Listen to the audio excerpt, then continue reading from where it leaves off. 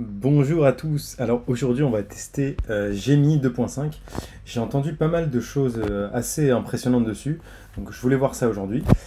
Et c'est vrai que dans d'autres vidéos on a testé Lovable et Bolt, donc en ce moment c'est la guerre des IA qui nous produisent du code et qui nous font des maquettes incroyables.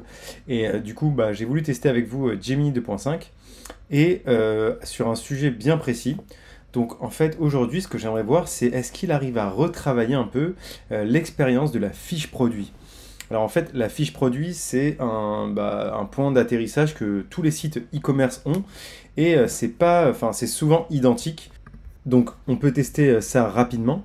Donc j'ai été sur un site au hasard et j'ai tapé peluche de dinosaure et du coup je tombe sur un schéma classique qui est du coup la photo, le texte en haut, les avis, le prix, un choix de personnalisation. Et c'est souvent pareil, donc on a le bouton ajouter au panier et je trouve que ça manque un peu d'expérience. On arrive sur un site, on s'attend vraiment à avoir des choses en rapport avec... Là j'ai pris un exemple de dinosaure, mais du coup j'ai pris un autre exemple pour la vidéo qui va illustrer un peu plus ça. En fait ici je suis tombé sur une baguette Voldemort et sur un site au hasard que j'ai pris. Et en fait, sur ce site-là, on a la baguette, on a vraiment le texte qui s'affiche avec une alerte pour le produit retour en stock. Et en fait, ça manque d'univers, ça manque vraiment de magie. On arrive sur un produit, pour se différencier aujourd'hui, il faut vraiment faire rêver l'utilisateur. Et c'est ce qu'on va demander à Gemini. On va essayer de lui donner en gros un autre produit et lui donner l'ancienne fiche produit et lui demander un peu qu'on a envie que cette page produit soit dynamique, un peu plus magique, un peu plus en lien avec l'univers. Et on va tester ça ensemble. Donc je vais préparer le prompt. Ce que j'ai fait avant, c'est que j'ai juste pris une photo de la fiche produit. J'ai pris aussi une photo du produit pour lui envoyer directement. Donc là, c'est une baguette Voldemort. Et il y avait une autre image sur le site qui est Voldemort avec la baguette. Donc on va tester ça, on va lui envoyer les trois images, on va lui envoyer un prompt basique et on va petit à petit essayer de l'améliorer et tester et surtout voir au premier jet ce qui nous sort pour voir si c'est intéressant ou pas et s'il y a matière à continuer. Donc c'est parti, on va lui demander tout de suite. Donc là j'ai Gemini qui est prêt, je prépare le prompt. Et donc voilà, on se retrouve avec notre prompt qui est prêt. Alors à chaque fois ça m'épatera toujours, même si je l'ai déjà fait plusieurs fois, mais j'ai créé vraiment un prompt basique. Après je le demande à ChatGPT de me le modifier et il me sort vraiment un truc exceptionnel. En gros, aujourd'hui c'est la demande d'optimisation d'une page produit. Le but, c'est l'optimisation d'une fiche produit existante pour l'aligner avec l'univers en améliorant l'expérience utilisateur et la cohérence thématique. On veut enrichir la mise en page, intégrer des éléments visuels et obtenir un code modulaire et réutilisable. Donc on précise qu'on a une photo du produit qui est concernée. Malheureusement, je ne peux pas ajouter plus d'images, donc j'ai mis pour l'instant que la fiche produit. On va peut-être pouvoir au deuxième prompt lui donner la suite. Donc ce qu'on veut, c'est une structure HTML, on veut du CSS aussi, et des éléments thématiques, on veut un code optimisé, et du coup, merci de fournir une solution qui maintient un équilibre entre l'esthétique magique souhaitée et l'efficacité commerciale de la page produit. C'est parti, on va voir ensemble le résultat. Donc je l'envoie et on se retrouve tout de suite. Minutes que l'IA travaille, donc elle nous dit qu'elle va essayer alors j'aime bien la réponse, on va transformer cette page produit en un recoin plus sombre et magique de l'univers Harry Potter, digne de celui dont on ne doit pas prononcer le nom. Donc il m'a fait une structure HTML, un style CSS, ok, donc c'est pas mal. Est-ce qu'il va me combiner les deux pour me montrer un peu à quoi ça ressemble? Je vais regarder un peu dans la page HTML. Il m'a refait vraiment tout. Il m'a refait vraiment toute la page simple, donc le CSS a l'air quand même balèze, mais je suis curieux de voir ce qui va nous sortir. Potter Primary Dark, donc il nous a utilisé des variables CSS qu'il a définies dans le thème, ici. C'est cool, il a mis un thème en place, donc on peut réutiliser ce thème pour être à peu près dans le même univers qu'Harry Potter. Donc on le laisse terminer et on revient du coup pour voir est-ce qu'il nous a montré une démo visuelle en plus du code. Ça serait cool d'avoir vraiment l'assemblage complet. Donc il a terminé, il m'a juste fourni le fichier HTML et CSS. Alors j'ai demandé est-ce qu'il peut me proposer une preview pour que je puisse voir un peu ce qu'il m'a donné. Tu peux me fournir un environnement de preview. Ouais, ce serait cool d'avoir quelque chose de plus... Ok, donc vraiment Gemini 2.5 il réfléchit par raisonnement. Donc il va essayer de découper le problème. Là en gros l'environnement de preview peut-être qu'il ne l'a pas par défaut. Donc il va aller sur CodePen, ouais, ça a l'air ouf quand même. Rendez-vous sur CodePen. Ah oui, d'accord. Donc il ne le fait pas pour moi, mais il va me demander, il va essayer de me fournir un truc qui l'image ne s'affichera pas car CodePen n'a pas accès aux fichiers locaux. Ok, bon, on va tester ça. Je vais voir ce qu'il me propose et est-ce qu'on a une meilleure solution pour le faire. Ok, donc on se retrouve sur Google AI Studio.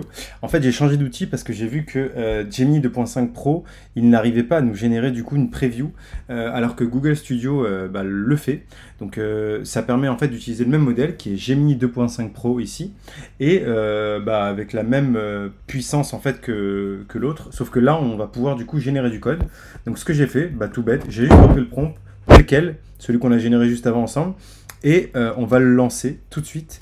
Ce que je vais faire, c'est que je vais ajouter les images. Et là, j'ai l'impression qu'on peut ajouter un peu plus d'images. Donc, ce que je vais faire, c'est que je vais aller dans...